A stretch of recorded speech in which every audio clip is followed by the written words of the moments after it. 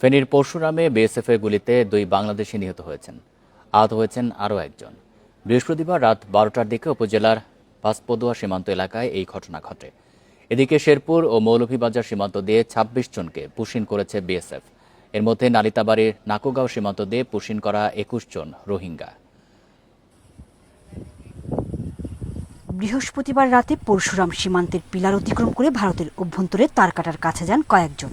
এ সময় ভারতেরও কয়েকজন আসেন সেখানে। তাদের লক্ষ্য করে গুলি ছোড়েন বিএসএফ সদস্যরা। এ সময় স্থানীয়রা আহত লিটনকে ভারতের বিলোনিয়া হাসপাতালে নিয়ে যায়। সেখানে মৃত্যু হয় লিটনের। এদিকে গুরুতর আহত অবস্থায় 2 জনকে ফেনী জেনারেল হাসপাতালে ভর্তি করা হয়।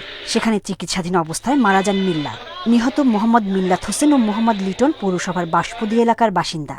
যে ইন্ডিয়াতে একজন লাশ নিয়ে গেছে, তারা তো অতীতে এরকম কাহিনী হয়েছে, লাশ নিয়ে যাওয়ার পর তারা অস্বীকার করে, কিন্তু এটা নিয়ে যাওয়ার সময় কিন্তু দেখছি সিল্লেজেন উৎসে সিল্লানির লগে তারা একজন চলিয়েছে, আর তিনজনের 2 জনে গুলিবিদ্ধ হয়েছে।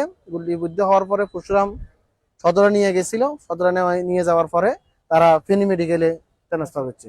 তো একজন ফেনীতে আসার সময় মারা গেছে, আর একজনকে সাথে সাথে তারা চট্টগ্রাম ট্রান্সফার করছে। সীমান্তে বাংলাদেশি নাগরিক গুলিবিদ্ধ হওয়ার খবর পেয়ে ঘটনাস্থল পরিদর্শন করেছেন বিজিবি সদস্যরা। বিজিবি তরফ থেকে কঠোর প্রতিবাদ লিপি প্রেরণ করা হবে এবং পতাকা বৈঠক অনুষ্ঠিত হবে। বিএসএফ আমাদেরকে জানিয়েছে তারা এই বিষয়ে অধিকতর তদন্ত করে প্রয়োজনীয় ব্যবস্থা গ্রহণ করবে এবং ভবিষ্যতে এই ধরনের ঘটনা যেন না ঘটে তারা আরও বেশি সচেতন থাকবে। সীমান্তে হত্যার বিষয়ে তদন্ত করে ব্যবস্থা নেওয়ার কথা জানিয়েছে বিএসএফ। Independent news.